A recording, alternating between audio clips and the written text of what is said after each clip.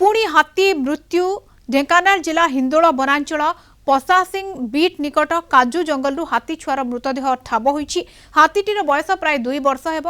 केउ कारणरू मृत्यु होईछि ताहा जणा पड़ी नाही। खबर पाई घटनास्थल रे पहुंची वन विभाग टीम।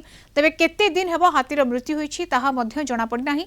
गतकाली संध्या रे मृत हाथी को देखि वन विभाग को खबर देथिले स्थानीय लोके। आज सकाळे पहुंची हाथीर मृतदेह को जबत करी तदंत करूछि वन विभाग।